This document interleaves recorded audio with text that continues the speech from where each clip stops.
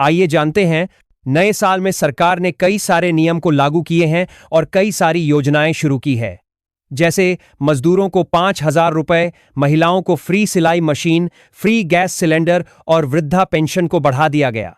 साथ ही बिजली बिल को माफ कर दिया गया है और पूरे बिहार में कितनी महिलाओं को आवास योजना का लाभ मिलेगा, फ्री राशन के साथ पैसा किन को मिलेगा, सब कुछ जानेंगे आज के इस वीडियो में। तो चैनल पर पहली बार आए हैं तो वीडियो को लाइक करके चैनल को सब्सक्राइब जरूर कर दें और कमेंट में बताइए कि यह वीडियो आप कहां से देख रहे हैं।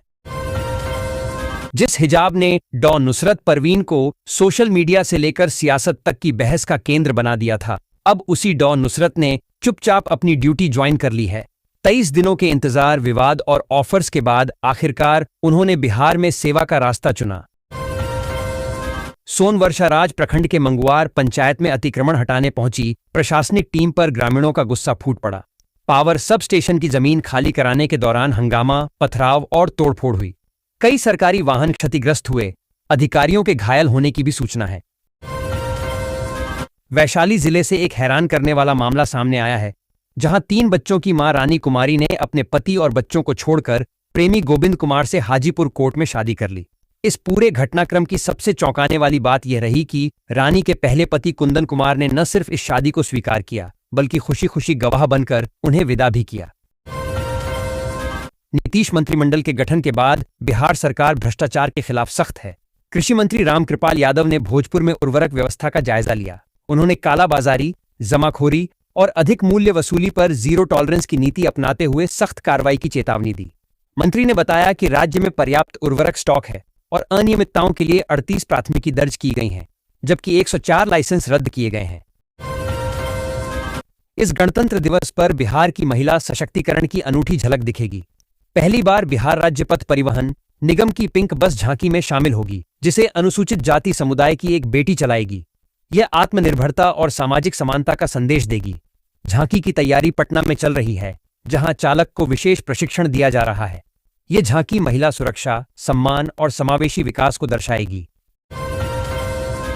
पोस्ट ऑफिस की नेशनल शेविंग सर्टिफिकेट यानी NSC योजना उन लोगों के लिए किसी वरदान से कम नहीं है, जो अपने पैसों तो सुरक्षित रखकर उस पर भी अच्छा ब्याज पाना चाहते हैं। उन सभी के लिए यह स्कीम लाई गई है। सरकार द्वारा समर्पित स्कीम पूरी तरह भरोसेमंद है और देश भर में लाख लोगों इसे एक अस्थिर निवेश विकल्प के रूप में चुनते हैं। 13 जिलों में बिजली के 1 लाख स्मार्ट मीटर वालों का बैलेंस गड़बड़ा गया है। बहुतों का बैलेंस तो जीरो हो गया है। पावर कॉर्पोरेशन में हुई बैठक के दौरान पश्चिमांचल विद्युत वितरण निगम ने यह जानकारी दी। यह गड़बड़ी केवल स्मार्ट मीटर में देखने को मिला है। लगभग 1 लाख से अधिक लोगों का बिजली बिल जीरो हो गया है। उप मुख्यमंत्री विजय कुमार सिन्हा ने बिहार के सभी 264 नगर निकायों में सरकारी जमीन कब्जाने वाले माफिया पर नकेल कसने का निर्देश दिया है। उन्होंने स्वच्छ भारत मिशन के तहत बड़ी आउटसोर्सिंग कंपनियों का एकाधिकार खत्म कर छोटी कंपनियों को शामिल करने को कहा। सिन्हा ने अधिकारियों को गुजरात, महाराष्ट्र, यूपी और MP के स्वच्छता मॉडल का अध्ययन कर बिहार में लागू करने के निर्देश भी दिए। गोपालगंज के फुलवरिया में कृषि विभाग की फार्मर रजिस्ट्री योजना पूर्वजों के नाम दर्ज जमाबंदी के कारण बाधित हो रही है।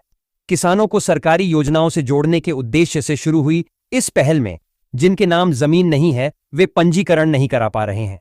शिविरों में पहुंच रहे किसान निराश लौट रहे हैं, क्योंकि जमाबंदी बंटवारा एक लंबी प्रक्रिया है जिससे वे सरकारी लाभों से वंचित हो रहे हैं। बिहार में अब हिजाब, घूंघट, नकाब या हेलमेट पहनकर ज्वेलरी की दुकानों में प्रवेश वर्जित होगा।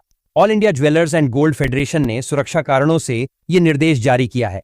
इसका उद्देश्य चेहरा छिपाकर होने वाली लूट की वारदातों को रोकना और प्रशासन को सहयोग करना है। ये नियम 8 जनवरी से लागू होगा, जिसके बाद खरीदारों को चेहरा दिखाकर ही खरीदारी करनी होगी। पटना में साइबर अपराधों पर अंकुश लगाने के लिए रेंज IG जितेंद्र राणा ने 3 अतिरिक्त साइबर थाने खोलने का प्रस्ताव सरकार को भेजा है। मौजूदा एकमात्र थाने पर बढ़ते कार्यभार को देखते हुए यह कदम उठाया गया है। नए थानों से साइबर अपराधों की जांच में तेजी आएगी और नागरिकों को त्वरित राहत मिल सकेगी। SSP और अन्य अधिकारियों के साथ समीक्षा बैठक के बाद यह निर्णय लिया गया। बिहार सरकार ने गन्ना किसानों के लिए बड़ी राहत दी है। पेराई सत्र 2025-26 से गन्ने के मूल्य में 15 से 20 रुपए प्रति क्विंटल की वृद्धि की गई है। उत्तम प्रभेद के लिए अब 390 रुपए, सामान्य के लिए 370 रुपए और निम्न प्रभेद के लिए 340 रुपए प्रति क्विंटल मिलेंगे। यह निर्णय गन्ना उद्योग मंत्री संजय कुमार की अध्यक्षता में मिल मालिकों के साथ बैठक में लिया गया। भूमि अभिलेखों को डिजिटल और पारदर्शी बनाने के लिए राजस्व एवं भूमि सुधार विभाग ने कमर कस ली है। एग्रीस्टैक योजना के तहत जमाबंदी सत्यापन के लिए राज्य भर में विशेष अभियान शुरू किया गया है, जिसकी कमान विभाग के 15 सबसे अनुभवी अधिकारियों को सौंपी गई है। आपदा प्रबंधन मंत्री नारायण प्रसाद ने अधिकारियों को निर्देश दिया कि आपदा पीड़ितों को 24 घंटे के भीतर सरकारी सहायता मिले। उन्होंने सर्पदंश और अग्निकांड पीड़ितों को त्वरित राहत राशि देने पर जोर दिया। शीतलहर से बचाव के लिए 85 आश्रय स्थल बनाए गए हैं, जहां 18,000 लोगों को आश्रय मिला है। 5,900 स्थानों पर अलाव जलाए जा रहे हैं और 42,000 से अधिक कंबल वितरित किए गए हैं। कटिहार जिला नियोजन कार्यालय में पदस्थापित पदाधिकारी अभिजीत कुमार ने जानकारी देते हुए बताया कि यह रोजगार मेला युवाओं को निजी क्षेत्र में रोजगार से जोड़ने के उद्देश्य से आयोजित किया जा रहा है। इस रोजगार मेला में टाटा मोटर्स के लिए मशीन ऑपरेटर सहित अन्य पदों पर भर्ती की जाएगी। राष्ट्रीय जनता दल आरजेडी के सुप्रीमो और उनके पिता लालू प्रसाद यादव द्वारा दरकिनार किए जाने और परिवार द्वारा ठुकराए जाने के बाद जनशक्ति जनता दल के प्रमुख तेज प्रताप यादव बिहार में अपने स्वतंत्र राजनीतिक आधार को मजबूत करने के लिए सक्रिय रूप से काम करते नजर आ रहे हैं। इसी संदर्भ में उन्होंने बुधवार को बिहार के उप मुख्यमंत्री विजय कुमार सिन्हा से मुलाकात की, जिसे सौहार्दपूर्ण बातचीत बताया गया। तेज प्रताप यादव की मकर संक्रांति दही चूड़ा भोज की तैयारी ने बिहार की राजनीति में हलचल बढ़ा दी है। लालू यादव की परंपरा को आगे बढ़ाते हुए तेज प्रताप ने एनडीए नेताओं सहित कई हस्तियों को निमंत्रण दिया है। इससे अटकलें तेज हो गई हैं कि क्या यह आयोजन छोटे भाई तेजस्वी यादव को सियासी मात देने की रणनीति है। 14 जनवरी को होने वाला यह भोज राजद के आंतरिक समीकरणों को भी प्रभावित कर सकता है। बिहार के वित्त मंत्री विजेंद्र प्रसाद यादव ने आगामी 5 वर्षों में राज्य के कृषि, स्वास्थ्य, ऊर्जा, तकनीक और उद्योग क्षेत्रों में तेजी से विकास का दावा किया। उन्होंने 2026-27 के बजट में तकनीकी और संचार पर विशेष ध्यान देने की बात कही। शहरों में विकास के अनुरूप टैक्स निर्धारण का निर्देश दिया गया। बैठक में मेडिकल कॉलेजों के आधुनिकीकरण, कृषि बाजारों के उन्नयन और सब्जी उत्पादन बढ़ाने जैसे महत्वपूर्ण सुझाव भी दिए गए। बीपीएससी द्वारा बहाल शिक्षकों के प्रमाण पत्रों की जांच का आदेश जारी हुआ है। बहाली के 2 साल बाद यह प्रक्रिया शुरू हुई है। डीईओ ने सभी बीईओ को 16 जनवरी तक शिक्षकों के मैट्रिक से लेकर प्रशिक्षण तक के वाटरमार्क वाले प्रमाण पत्र जमा करने का निर्देश दिया है। बांका जिले में लगभग 5,000 शिक्षकों के दस्तावेजों की जांच होगी, जिसमें स्थानांतरित शिक्षक भी शामिल हैं। बिहार में हाड़कंपा देने वाली ठंड का दौर जारी है। ठंड को देखते हुए जिलाधिकारी स्कूलों की छुट्टियों को बढ़ा रहे हैं। डीएम ने सख्त आदेश जारी कर कक्षा 8 तक की सभी स्कूलों को बंद कर दिया है। साथ ही जिलाधिकारी ने यह भी कहा है कि यदि कोई आदेश का पालन नहीं करेगा तो उस पर सख्त कार्रवाई की जाएगी। डीएम का आदेश 9 जनवरी से प्रभावी होगा, जो 12 जनवरी तक लागू रहेगा। भागलपुर से हंसडीहा के बीच सफर करने वाले रेल यात्रियों के लिए जरूरी खबर है। रेलवे ने भागलपुर हंसडीहा के बीच चलने वाली एक जोड़ी पैसेंजर ट्रेन को 3 दिनों के लिए रद्द करने का फैसला लिया है। यह निर्णय रोड ओवर ब्रिज आरओबी के निर्माण कार्य को लेकर लिया गया है। आरओबी के लिए गर्डर लगाने का काम किया जाना है, जिस कारण ट्रेन परिचालन अस्थायी रूप से प्रभावित रहेगा। बेतिया राज्य के ऐतिहासिक भूमि कागजातों का डिजिटाइजेशन तेजी से हो रहा है, जिसमें अब तक 10,69,000 से अधिक पन्ने स्कैन किए जा चुके हैं। यह प्रक्रिया पारदर्शिता सुनिश्चित करेगी और आम लोगों को जमीन से संबंधित जानकारी ऑनलाइन उपलब्ध कराएगी। इससे कार्यालयों के चक्कर कम होंगे, विवाद सुलझेंगे और फर्जीवाड़े पर रोक लगेगी। साथ ही अतिक्रमण हटाने की कार्रवाई को भी मजबूती मिलेगी। बिहार के उपमुख्यमंत्री विजय कुमार सिन्हा ने गांधीनगर में गुजरात के नगर विकास मंत्री से मुलाकात की। इसका उद्देश्य बिहार के शहरों के बेहतर विकास के लिए गुजरात के शहरी विकास मॉडल की अच्छी प्रथाओं को अपनाना है। सिन्हा केंद्रीय खान एवं भूतत्व मंत्रालय के चिंतन शिविर में भाग लेने गए थे, जहां उन्होंने गुजरात मॉडल पर विस्तार से चर्चा की। बिहार के शहरों को गुजरात की तर्ज पर विकसित करने की योजना है। बिहार के गन्ना किसानों को नीतीश सरकार ने बड़ी सौगात दी है। नए साल में गन्ना के मूल्य में बढ़ोतरी कर दी गई है। बिहार सरकार ने पेराई सत्र 2025-26 के लिए गन्ना की नई दर निर्धारित की है। इसमें 15 रुपए प्रति क्विंटल की बढ़ोतरी की गई है। इसका फायदा गन्ना किसानों को मिलेगा। बताया जा रहा है कि पटना में सचिवालय की गन्ना उद्योग विभाग की राज्य के चीनी मिल मालिकों के साथ गुरुवार को हुई बैठक में यह फैसला लिया गया। बिहार सरकार 7 निश्चय 3 फीट के तहत 5 नए एक्सप्रेस वे बनाने की योजना पर काम कर रही है। पथ निर्माण मंत्री डॉ. दिलीप जायसवाल ने बताया कि प्रक्रिया समझने के लिए अधिकारियों को महाराष्ट्र और उत्तर प्रदेश भेजा गया है। रिपोर्ट के आधार पर फंडिंग और निर्माण क्षेत्रों का निर्धारण होगा। राज्य सरकार एक्सप्रेस वे निर्माण प्राधिकरण बनाने पर भी विचार कर रही है, जिसका उद्देश्य जिलों को जोड़ना और पटना तक यात्रा समय कम करना है। जम्मू कश्मीर और हिमाचल प्रदेश में हो रही भारी बर्फबारी का असर अब बिहार में भी साफ दिखने लगा है। पहाड़ों से आ रही ठंडी हवाओं के कारण पूरे प्रदेश में हाड़ कंपाने वाली ठंड पड़ रही है। सुबह और रात के समय तापमान तेजी से गिर रहा है, जिससे जनजीवन बुरी तरह प्रभावित हो गया है। बिहार विधानसभा चुनाव के बाद लंबे समय से सार्वजनिक गतिविधियों से दूर रहे तेजस्वी यादव अब सुर्खियों में हैं। विदेश से लौटने के बाद उन्होंने उत्तराखंड में अपने करीबी सहयोगी शारीगुल बारी की शादी में शिरकत की। इस कार्यक्रम में आरजेडी के कई वरिष्ठ नेता भी मौजूद थे।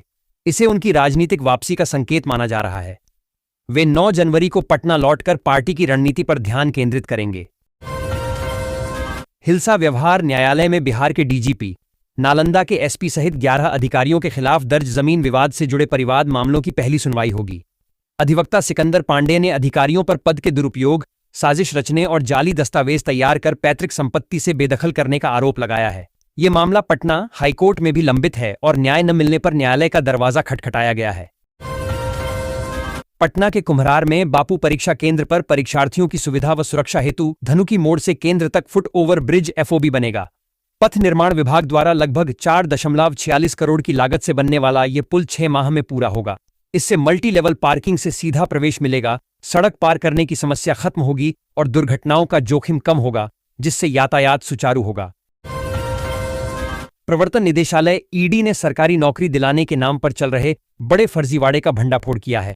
पटना जोनल कार्यालय ने बिहार सहित देश भर के 15 ठिकानों पर छापेमारी की। गिरोह 40 से अधिक सरकारी विभागों के नाम पर फर्जी नियुक्ति पत्र भेजकर बेरोजगार युवाओं को ठग रहा था, यहां तक कि विश्वास जीतने के लिए शुरुआती वेतन भी देता था। ईडी को मनी लॉन्ड्रिंग की भी आशंका है।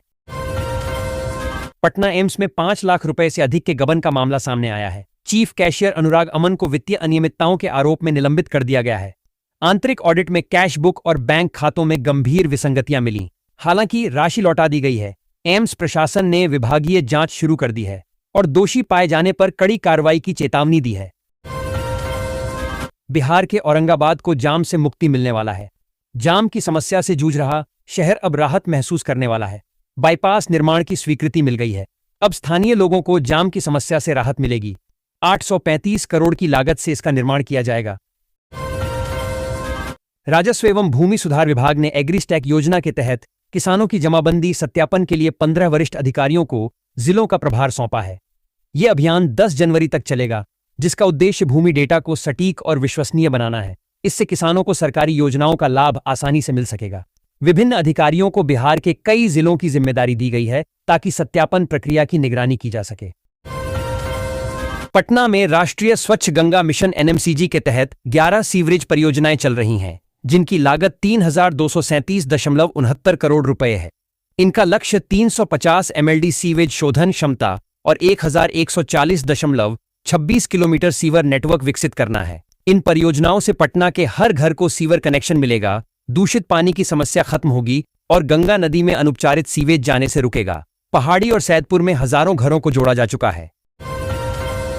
बिहार में लालू प्रसाद यादव की संपत्ति की जांच का मुद्दा फिर गर्मा गया है। उप मुख्यमंत्री विजय कुमार सिन्हा ने कहा है कि औपचारिक आवेदन मिलने पर सरकार जांच कर सकती है। राजद सुप्रीमो के कौटिल्य नगर स्थित नए घर और जमीन को लेकर विवाद है, जिस पर जदयू ने दान के नाम पर राजनीतिक फायदे का आरोप लगाया है। सरकार भ्रष्टाचार और अवैध संपत्ति के खिलाफ सख्त है और नियमानुसार शिकायत मिलने पर कार्रवाई का आश्वासन दिया है। पटना की गलियों से निकलकर वेदांता ग्रुप के चेयरमैन अनिल अग्रवाल ने मेटल कारोबार में मेटल किंग का मुकाम हासिल किया। अब उनके जीवन में सबसे गहरा दुख आया है जब उनके इकलौते बेटे अग्निवेश अग्रवाल का 49 वर्ष की आयु में अमेरिका में निधन हो गया। स्कीइंग दुर्घटना के बाद कार्डियक अरेस्ट से हुई इस मौत ने पूरे कारोबारी जगत को झकझोर दिया है। अनिल अग्रवाल ने इसे अपने जीवन का सबसे अंधकारमय दिन बताया। बिहार सरकार नालंदा मेडिकल कॉलेज एवं अस्पताल एनएमसीएच पटना का मेगा विस्तार कर रही है। इसे 1194 से 2500 बेड का अत्याधुनिक सुपर स्पेशलिटी अस्पताल बनाया जाएगा, जिससे पूर्वी बिहार का स्वास्थ्य केंद्र बनेगा। मरीजों की बढ़ती संख्या को देखते हुए यह निर्णय लिया गया है। साथ ही मेडिकल छात्रों के लिए 250 सीटों वाला नया क्लासरूम भी बनेगा, जिससे चिकित्सा शिक्षा की गुणवत्ता सुधरेगी। बिहार विधानसभा चुनाव में करारी हार के बाद जनसुराज पार्टी जेएसपी में सन्नाटा पसरा है। प्रशांत किशोर पीके धन जुटाने के लिए बिहार से बाहर हैं। और मकर संक्रांति के बाद सक्रिय होने की उम्मीद है। वे बिहार नवनिर्माण संकल्प यात्रा शुरू कर सकते हैं। पार्टी को मिले 3% वोट और 10,000 योजना पर फोकस नई रणनीति का आधार बन सकते हैं, जिससे पीके बिहार की राजनीति में वापसी की कोशिश करेंगे। मनेर थाना क्षेत्र के शेरपुर में राष्ट्रीय राजमार्ग 30 पर एक अनियंत्रित ट्रक ने बाइक सवार 2 चचेरे भाइयों को कुचल दिया, जिससे मौके पर ही उनकी मौत हो गई। सर्वजीत और विकास पटना से मेहंदी का काम कर लौट रहे थे। घटना के बाद ट्रक चालक फरार हो गया। प्रत्यक्षदर्शियों के अनुसार ट्रक ने जानबूझकर दूसरे घायल को भी दोबारा कुचला। दोनों अविवाहित थे। 14 वर्षीय क्रिकेटर वैभव सूर्यवंशी ने विजय हजारे ट्रॉफी और अंडर 19 क्रिकेट में शानदार प्रदर्शन कर सबको प्रभावित किया है। दिग्गज स्पिनर रविचंद्रन अश्विन ने उनकी बल्लेबाजी की तारीफ करते हुए उन्हें असाधारण बताया है। अश्विन ने वैभव के हालिया स्कोर गिनाते हुए उनके उज्जवल भविष्य की उम्मीद जताई, जिसमें अंडर 19 विश्व कप और आईपीएल में संभावित भूमिका शामिल है। पटना हाईकोर्ट ने बिहार सरकार को बिहार जेल मैनुअल 2012 में 9 महीने के भीतर संशोधन प्रक्रिया पूरी करने का निर्देश दिया है। यह आदेश अधिवक्ता अभिनव शांडिल्य की जनहित याचिका पर आया, जिसमें मॉडल प्रिजन मैनुअल 2016 को लागू करने की मांग की गई थी। कोर्ट ने जेल नियमों में एकरूपता लाने और सुधारों को गति देने पर जोर दिया। सरकार ने बताया कि इस संबंध में एक समिति गठित की गई है। पटना सिविल कोर्ट को एक अज्ञात ईमेल से आरडीएक्स विस्फोटक की धमकी मिली, जिसके बाद परिसर को तुरंत खाली करा लिया गया। जिला जज के आदेश पर न्यायाधीशों, वकीलों और आम जनता को सुरक्षित बाहर निकाला गया। पीरबहोर थाना पुलिस और सुरक्षा एजेंसियां जांच में जुटी हैं। साइबर सेल की मदद से ईमेल के स्रोत का पता लगाया जा रहा है। हालांकि अभी तक कोई विस्फोटक नहीं मिला है। सुरक्षा कड़ी बनी हुई है। पूरे बिहार में नई शिक्षा नीति को लागू कर दिया गया है और हर एक स्कूल में नए नए नियम को लागू किया जा रहे हैं, चाहे शिक्षक हो या छात्र छात्रा है। सभी के लिए कई सारी नियम को लागू किया गया है। कोई भी छात्र छात्रा स्कूल मोबाइल लेकर नहीं जा सकते हैं। वहीं डिजिटल हाजिरी छात्र छात्राओं के साथ शिक्षक को भी बनाना होगा। और वही अब बिहार के छात्र छात्राओं को भी फ्री में लैपटॉप देने की योजना पर सरकार विचार कर रही है। नए साल 2026 के शुरुआती महीने में ही कई सारी योजनाओं की शुरुआत कर दी गई है और अब इस साल भी लाखों महिलाओं को प्रधानमंत्री आवास योजना के तहत पक्का घर मिलेगा। साथ ही फ्री शौचालय के लिए भी पैसे मिलेंगे। प्रधानमंत्री आवास योजना के तहत जिनको भी वर्तमान समय में आवास के लिए पैसा दिया जा रहा है, उन सभी को शौचालय का पैसा भी साथ में जोड़ कर दिया जा रहा है। परंतु कुछ ऐसे लोग हैं जिनको बहुत पहले आवास योजना का लाभ मिल चुका है। ऐसे लोगों को शौचालय योजना के तहत पैसे नहीं मिले हैं, तो उनके लिए फ्री शौचालय योजना लागू किया गया है, जिससे अनेक महिलाओं को फ्री शौचालय योजना के तहत 12,000 रुपए की राशि मिल चुकी है। और अब 2026 के शुरुआती महीने में भी इसी योजना को जोर जोर से लागू की जा रही है। प्रधानमंत्री आवास योजना के साथ साथ फ्री शौचालय योजना के तहत हर एक महिलाओं को शौचालय बनवाने के लिए 12,000 रुपए दिए जा रहे हैं। और जो महिलाओं ने पहले से शौचालय बना रखा है अपने पैसे से, उन सभी को भी डीबीटी के माध्यम से उनके बैंक खाते में 12,000 रुपए भेजने की प्रक्रिया शुरू कर दी गई है। यदि आपको भी इसका लाभ लेना है तो फ्री शौचालय योजना के तहत आवेदन जरूर करें। और इसी प्रकार के भरोसेमंद और महत्वपूर्ण जानकारी के लिए बिहार के नंबर 1 चैनल को सब्सक्राइब जरूर कर लें। वीडियो को लाइक कर दें और अपने रिश्तेदारों के साथ इसे शेयर कर दें।